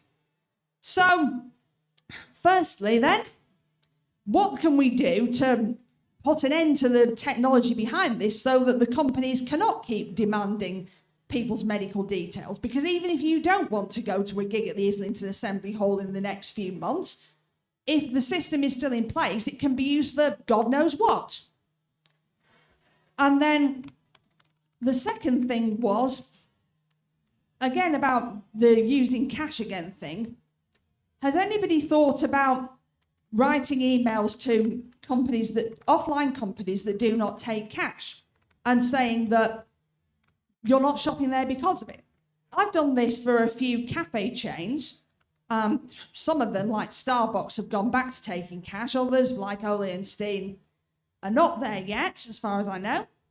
And I've pointed out that there is this risk of governments trying to interfere with people's behaviour if they can track what everybody spends their money on.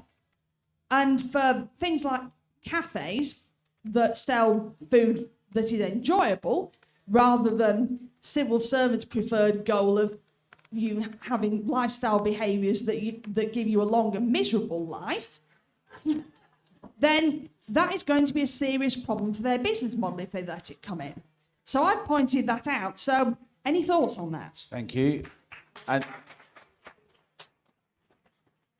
then one more, yeah. Hi, 2 points. Centralisation. Speak into the mic, please. 2 points. Centralisation. It doesn't just rely on universal basic income.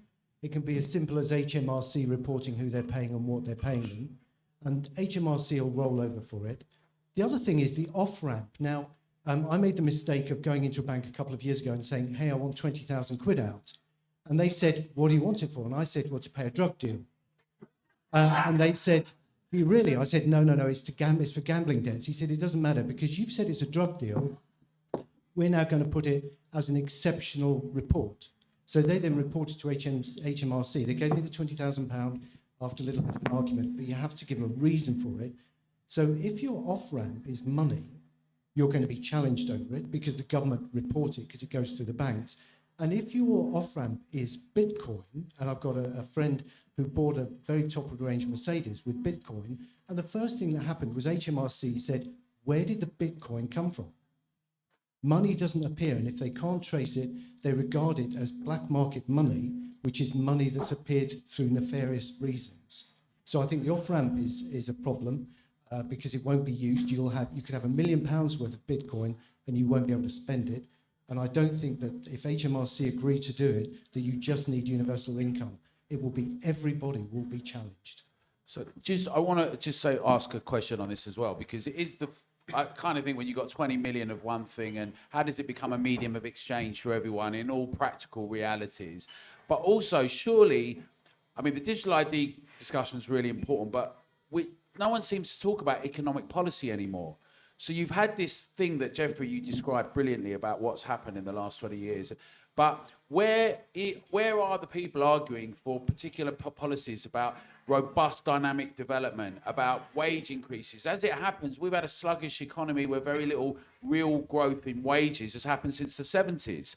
Why is it the case that that's not there, and how much of a role could we do in that? And would that offset some of your concerns if we had a more active impact on people running society, or perhaps ourselves decided that some of us wanted to help run that society to say, or is it just the case that any of the people in power are always going to do things terrible and that's that? So just add that question to it. Whoever wants. Do you want to come back this way this time, or no? You got start with you, Jeffrey, and then whoever wants to jump in. Just on that point, there is the productivity issue, and the fact is that it's very difficult to justify wage increases when you've got an appalling rate of productivity in the UK, and that's largely because there's been this move away from the commercial sector to government employment, and that's a function of government spending. So, you know, I come from Northern Ireland, as you probably gather from the accent.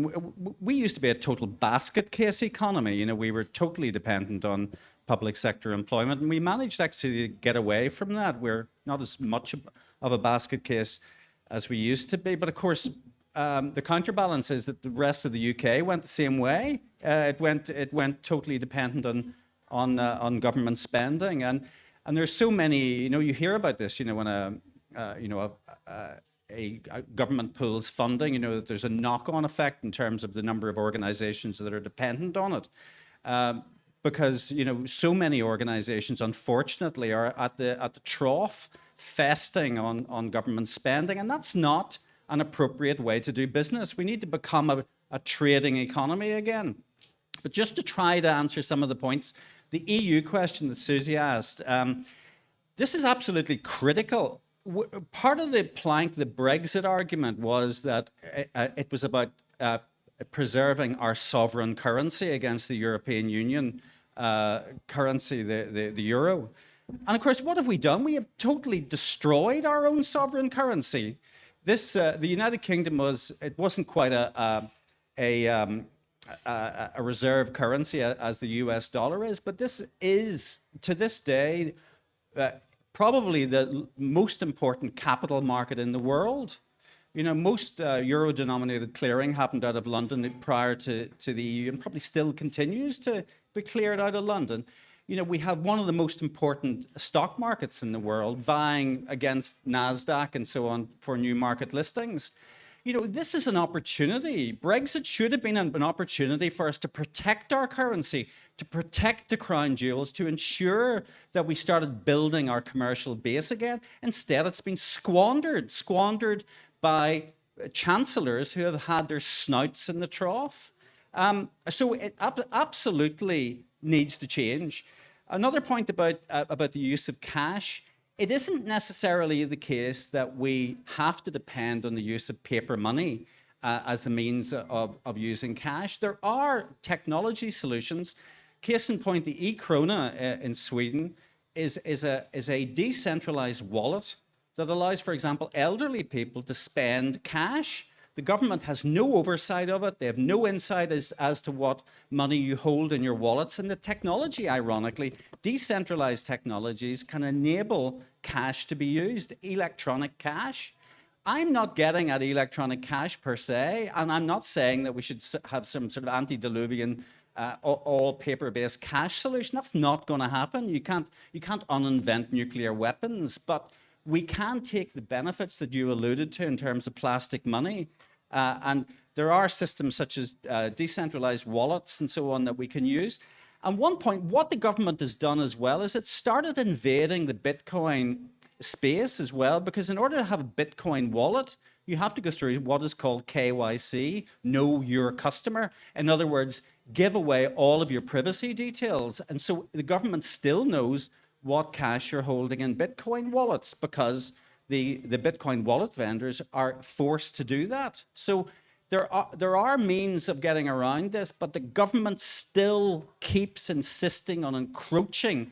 It needs to get out of our faces. It needs to allow the financial system to create new solutions. Revolut, fabulous challenger bank, now a unicorn worth multiple billions of dollars, founded by a Russian emigre who came to London, came to the biggest capital market, and created one of the most successful electronic banks.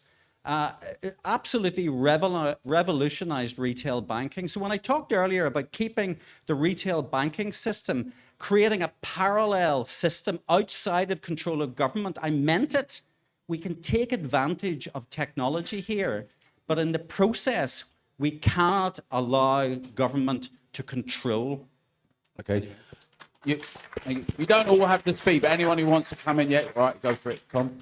We'll try and keep these bits quite quick. Yeah, I'm going to come to the next round. I mean, really, I'll just keep it very short. But I mean, on the monetary policy bit, the challenge is that the central banks have backed themselves into a corner by printing so much money and reducing interest rates that they have nowhere to go, and they have devalued the money, which means their tax dollars are worth less, which means they have to tax people more, which means they need to print more money, and it's a vicious cycle they're in. And I think we're not very far away from cash being removed from society. And I think the monetary policy bit that Alan was talking about, I don't know.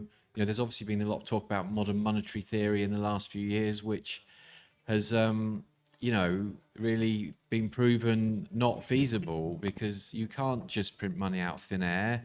And from a productivity point of view, through globalization and offshoring, lots of jobs, manufacturing have gone to other places. And that's a real big challenge to restart economies around production and things once you've got rid of that out of society. Okay, great.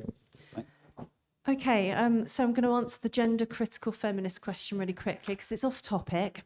No, I don't think they will introduce sex in ID.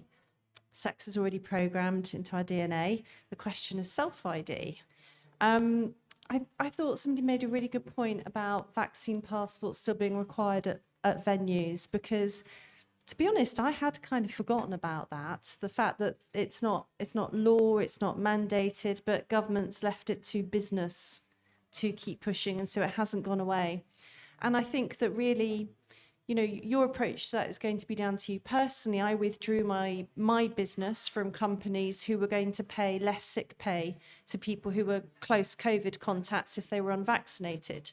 So I cancelled my Ocado contract. I won't shop at Next anymore. So you probably have to, I always think it's worth being polite, but, politely withdraw your business from the venue, get people to write to the venue. Politely request it and explain why it's just not somewhere you're going to go. If they do that, write to your MP, just keep making a noise about it. It's a really good reminder. I'd forgotten, and we mustn't let go of that. Thank you. Just quickly on the question that was put to me on those that are inventing and controlling this system, will they be bound by it as well? And it's very simple. If we just think back to what happened with the COVID mandates, and if you think back to the net zero claims with the G7 summit in Scotland, if you remember that, right? And everybody flew in on a private jet, and then the Prime Minister flew back to London on a private jet, and then went to a private dinner. So clearly, we've seen already with the VIP access to the Euro Cup finals and others, that there will be people exempt from these rules because they have the power and they have the control, and everybody else will be subject to these rules. So that's on that question. And then the other one was on the off-ramps. So I'm just going to read to you something as a quote from, because the Bank for International Settlements was mentioned, I think, by James or Jeffrey. Who mentioned it? One of you two, yeah? The head of the Bank for International Settlements is one Augustin Carstens. This is a direct quote from him about the difference between cash and central banking digital currencies. This is what he said. And this man is the head of the Bank for International Settlements. He said, a key difference with the CBDC is the central bank will have absolute control, surprise, surprise, absolute control on the rules and regulations that will determine the use of that expression of central bank liability, and we will have the technology to enforce that. So they're looking for absolute control. I often say when people say something, believe them. Now, what do? So the off-ramp that I'm talking about, what we need to do is, and this is where I do agree with James when he spoke about how our culture is more important than our laws, because it's our culture or the social contract or our values that determine not only what laws we then bring in, but also which laws are enforced and which laws we preserve. The most important thing are the ideas, our civilizational values that we hold on to. So what I'm proposing is that one of the key civilizational values that we need to fight for, the way that we fought to oppose vaccine passports, is to preserve the off-ramp so that they do not have absolute control over our lives. Now, the off-ramp, yes, it's not realistic to think cash will continue to exist. So the off-ramp will be decentralized cryptocurrencies such as Bitcoin. And what we need to fight to preserve, both legally, but also in terms of regulations, is that it is not stigmatized to exchange back and forth cash to decentralized cryptocurrency, or CBDCs as they will become, as cash will become, that it's not stigmatized to exchange that the CBDCs to decentralized cryptocurrencies.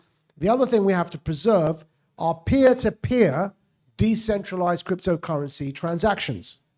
Now, currently you can do that on a self-custodial wallet. So not Coinbase, because they store your decentralized cryptocurrencies on an exchange, and those servers are subject to national law. But there's something that is called a self-custodial wallet, and your access to that is through a crypto key. If we can preserve and protect peer-to-peer exchanges from Maajid's self-custodial wallet, say, to Laura's self-custodial wallet, and that is direct because of the fact that it's protected through encrypted keys. It's direct from my self-custodial wallet to Laura's. What we need is for the law to stay out of that. Where'd you get tax revenue from? Well, if I then exchange that Bitcoin back to CBDCs, back to, say, a Bitcoin, feel free to tax me on it because that's your realm. But I want to protect the fact that I can have a peer-to-peer exchange between me and Laura or me and Tom without you telling me what I can buy in that process. That's what we need to protect. And how we protect that is through engagement such as this evening. We've got to raise awareness around this to the point that it becomes part of our cultural DNA that there needs to be that off-ramp. Can I just say one quick thing? Quick, and then James, Just, back up. I want to say that, following on from that money is freedom of speech. And without free money, there's no freedom of speech. As we've seen in Hong Kong, when people went to protest, they were tracked and they could be arrested. And if you haven't got free money, you haven't got freedom of speech. And the two things are inextricably linked. And it's hugely important that private money and people can travel and go places and protest. Otherwise, how do we make change if we can't do that? Okay, thanks.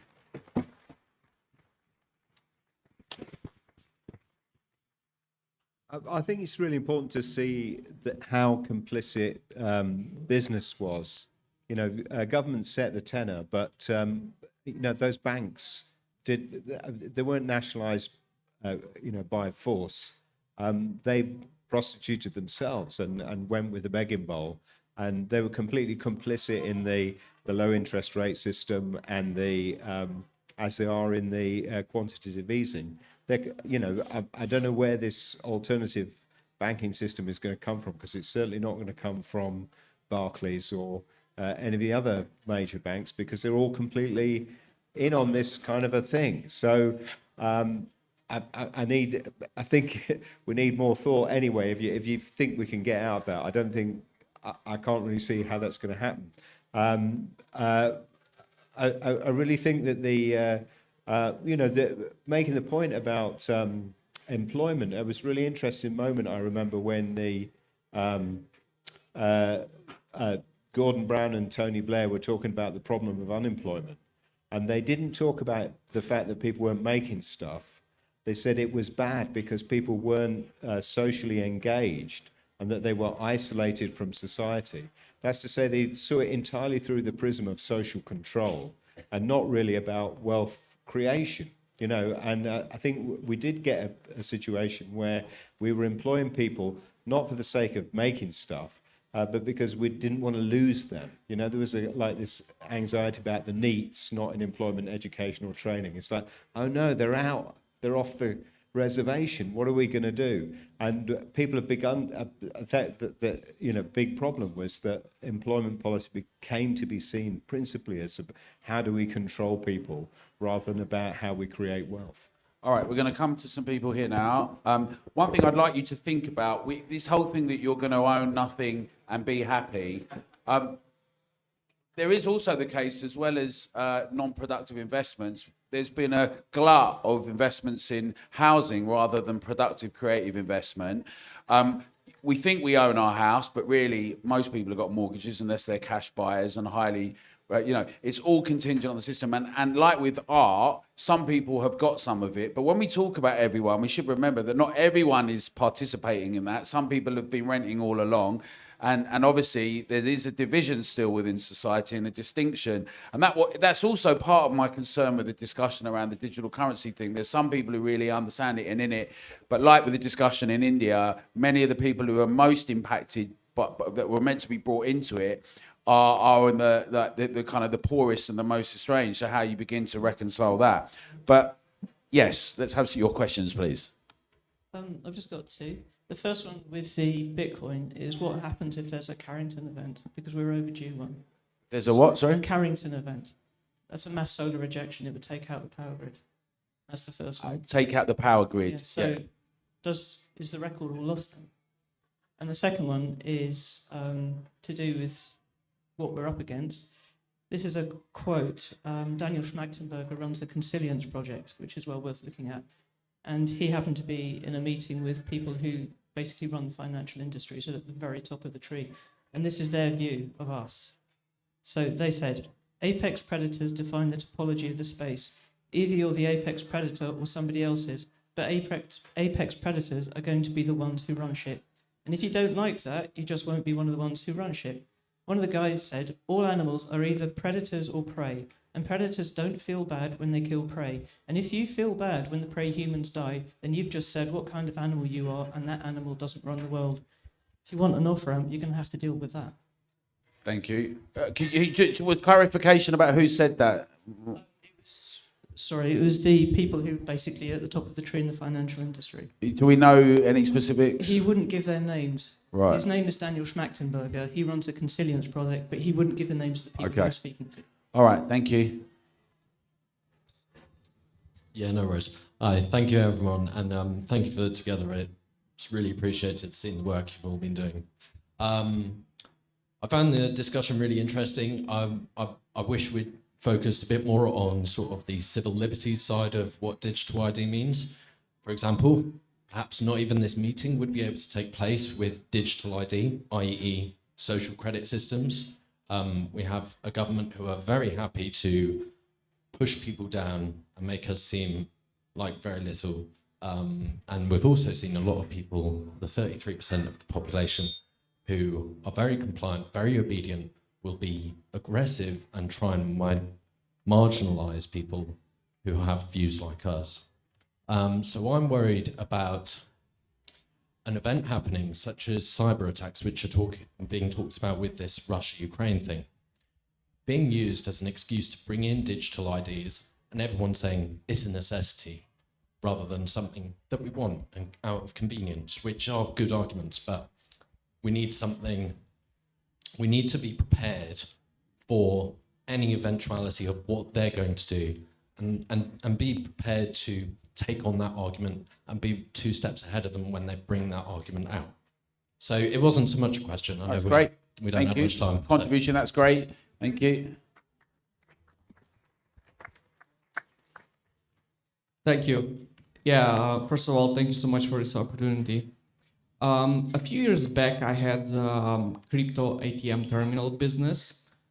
And I would like to ask you, so we were operating until it became basically a highly regulated market, and the licensing fees became very expensive for us to continue to operate.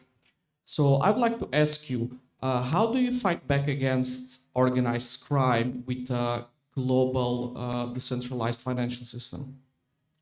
Okay, good question.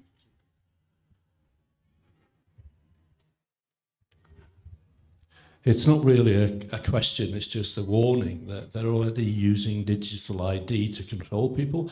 I'm an accountant. I've had my own accountancy business for 40 years. And for some reason, they've taken away my ability to submit things on behalf of people. In other words, my agent authorization. I can't find out why, because they won't take phone calls at this particular place.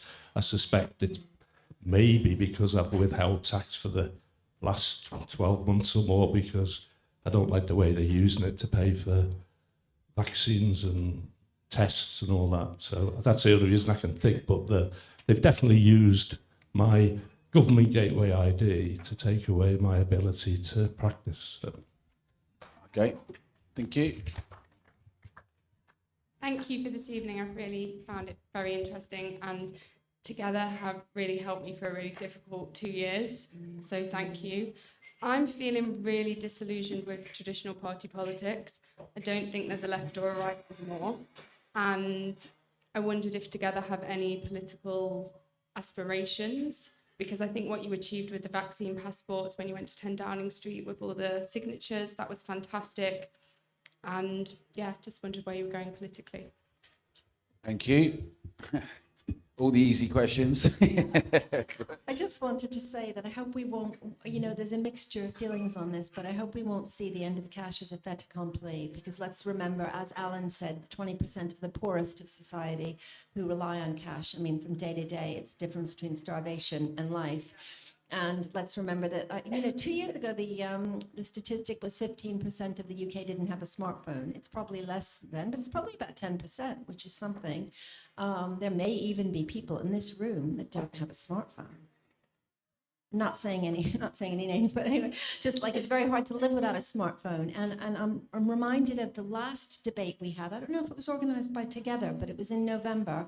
And this amazing woman over there asked the question, if I don't have a digital ID, am I human? And that was a amazingly important philosophical question, because I think there's an interface between whether we exist, whether we're extant as humans, and whether we have the digital ID, that we're thinking, Bitcoin could be democratized. But as we go down that path, to what extent will our ID be our digital ID? And that's a danger that I think we're underplaying a bit.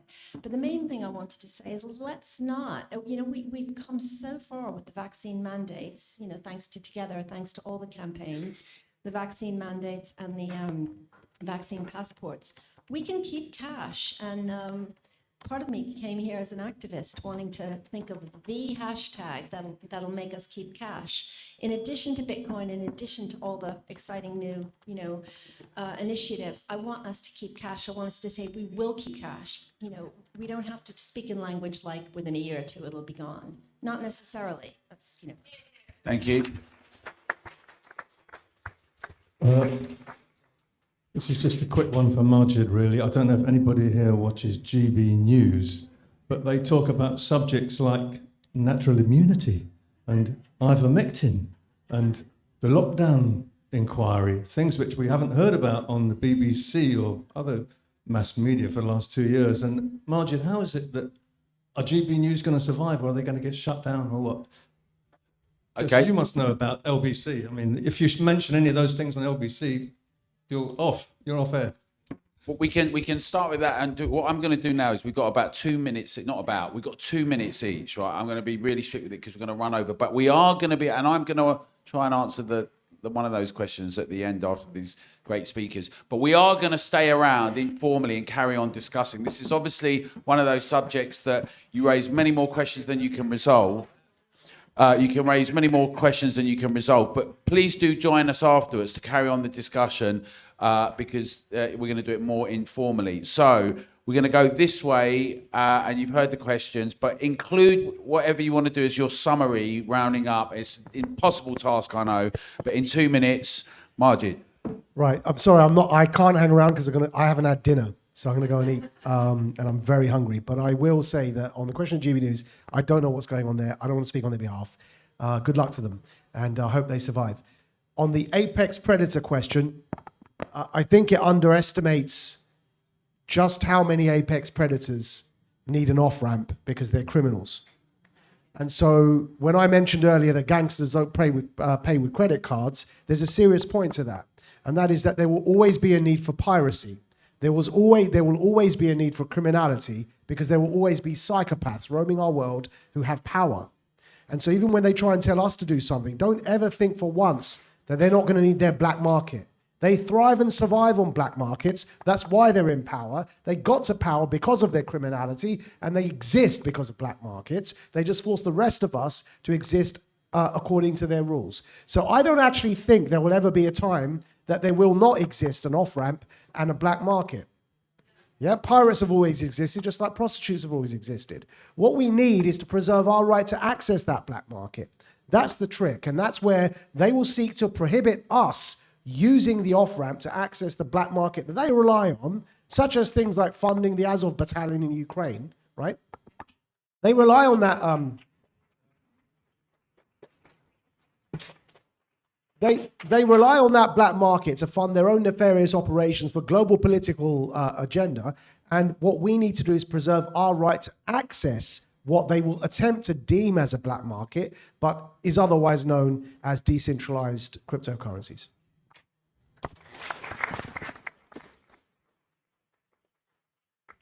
Okay, really important question raised about whether an event would be used to force through digital ID. Well, of course it would.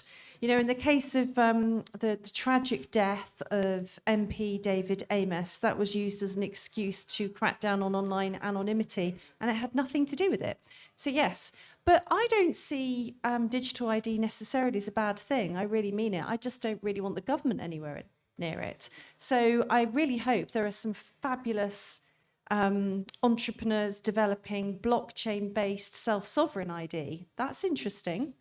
I loved the point about digital ID defining us as humans. Now, the thing is, our derived ID does define us already in some ways. Just think about everything that social media companies know about you. Think about your digital footprint.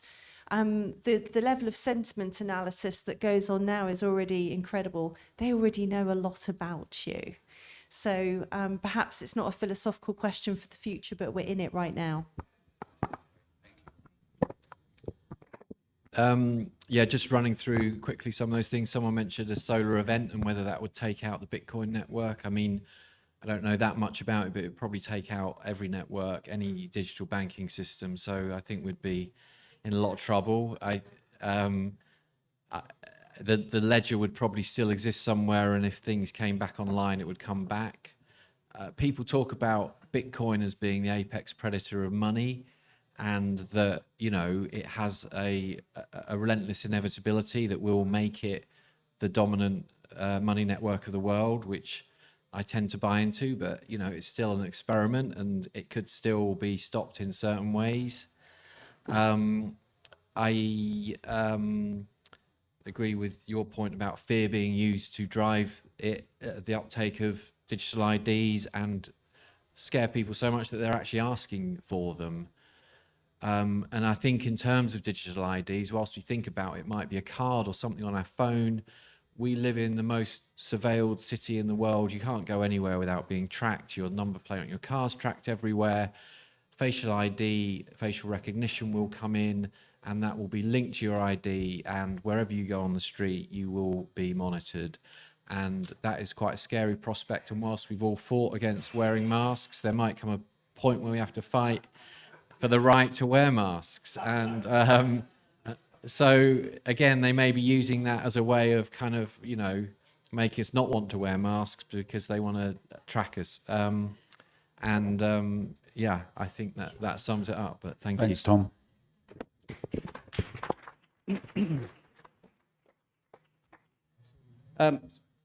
I suppose that the one point I'd like to make is in terms of the question related to human liberty that was asked, you know, that maybe we have fixated a wee bit on an application of digital IDs, because that's pretty much the premise of this event and the subject matter of this event.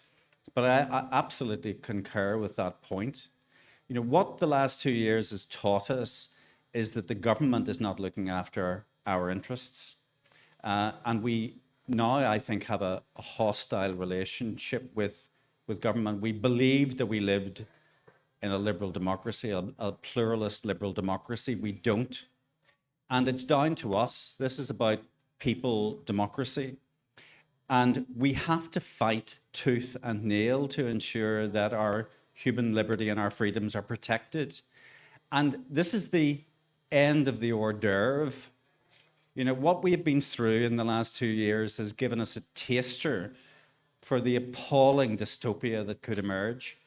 But we're not going to put up with it again. We're not going to put up with it in the ways that we have put up with it in the last 2 years. And credit has to be given to campaigners like Alan and many of you in this room that have fought tooth and nail to protect our individual human liberty, because frankly, it is the most important thing. It is the most important facet of our lives. our freedoms, and and some type of future for our children, where everything that they do is not being breathed down by the dystopian government of the day, which frankly isn't very different from the previous one. So I would absolutely concur with that point.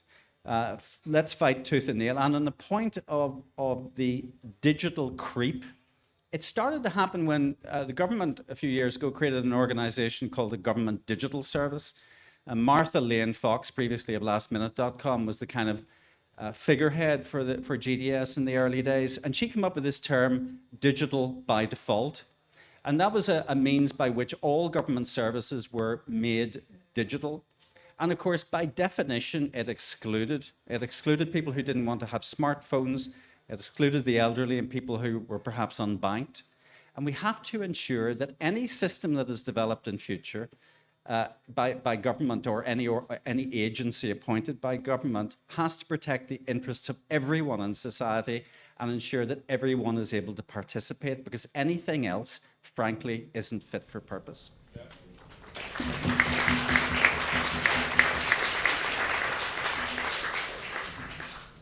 I think when we look at the panoply of powers arraigned against us, it can often feel demotivating. You're kind of shocked when you go through in your head all of the resources available to the powers that be to control your life. I think it's always worth checking back and seeing where they come from. Where does this authoritarian impulse come from? I think anybody who watched closely the government that tried to bring in the vaccine passports would have been struck by the fact that they were completely out of control, panic-stricken, couldn't control themselves, that they thought about this digital passport thing really because they were in the most terrible, disastrous position with all the talk about drinks parties and all the, they were festooned, just ridiculed. We're being ridiculed back and forth. And Sajid Javid reached for this thing really because it was some desperate attempt to say, actually, we're not a complete gang of idiots. We are in control. We're going to show you that we're in control. We're going to bully these few thousand people in the NHS to get vaccinated. We're going to do these like big signature pieces of domination. And every time they did it, they told us one thing, was that they were not in control. And they told us that, and it's always important to know, and I think it gives me courage, really, is that people only clamp down when they're about to lose. When they turn off the TV, that's when you really know that the dictatorship is finished. When they put the police on the streets, you know that moments later, the thing will be overturned. I don't mean to say we should be delighted when people try and bring in repressive measures. That's not what I'm saying at all. But I don't think we should either be overestimated by the power that these threats have. Bullies threaten because they're cowards. Well, what a wonderful panel. Thank you so much. So I'm just going to say a couple of things.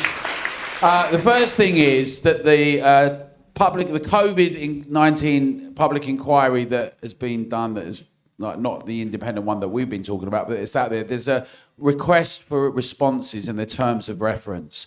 And we were encouraging everyone to do it, all our signatories. We've now got about 260,000 with the mandates and the vaccine passport ones. We're going to go out to everyone. We're going to be sending that out in the next day or two to get everyone to respond, to say, why were these things done? There's a whole range of areas that we know. Why were lockdowns? Why were nudge? And to ensure that we get, unlike what happened with the digital ID one, as many responses in as possible. And we've seen with some of those other consultations we've had an impact. So we're going to do that, and we're going to encourage everyone to do that. More broadly, we think it's really important that together that the public is never sidelined again, that we have our voices heard, and that we hold leaders accountable, and that we insist upon our voice and engagement of the public and not being sidelined and treated with contempt. And that's one of the things that I think we can all be really proud of. You all did it. We all did it. We said, well, this isn't acceptable and we're not going to have it and we're going to fight and we're going to challenge. And we should not underestimate the fact that we helped stop two major things, right? People can say it was a switch and bait and they're going to do it. But let's not be defeatist about it, right? We stopped it in its tracks. And let's take courage from that and recognize that if we want to see anything happen, it's not up to anyone else. Whatever Klaus Schwab says or anyone else, right? If you want to see something happen, you have to be the curator of that. We the many, they the few. Quite frankly, anything that's ever happened in history, where in modern history, has been about ordinary people transforming it. Civil rights weren't handed out to people by all those smart people. They were demanded. People went out on the streets and they demanded them. In the same way now, if we want to see something, it's good to be critical, it's right to identify it, but let's not just assume it's all just going to happen to us. We can be the makers of history and the next chapter, but we have to get organised, we have to get clear. Sometimes it's difficult, we're going to argue, right? We need to work it out. And that's to the point about what we're going to do. That is the most important political thing I think we want to do it together at the moment, is to encourage and inspire everyone to take a stand, to put pressure on the elected representatives, to insist on our democratic rights and freedoms, and to mobilise more people to join us and have an active voice. And it's not left or right or any of that kind of thing now. It's about what do citizens have agency? Should we be able to exert control? Are we rational, be able to not be treated like children? And are we going to insist on the best? And yeah, maybe some people will want to stand and say that they can do that locally and nationally. But right now, the point is, I think that we're all going to try and really make that happen. And we're going to have a lot of things happening in terms of our membership schemes, encouraging more of the public to get involved and all of that. So I'd encourage all of you to ask other people to get involved with us in any ways. We're going to do more events around the country. We are going to be campaigning on this. And I want to say thank you to everyone who's watching at home. Thank you to the audience. Thank you to the light bar. We're going to carry on now. You guys have a drink at home if you can. And you'll be seeing much more from us. And remember, it's up to us. We can change things. We can always make them better when we stand together.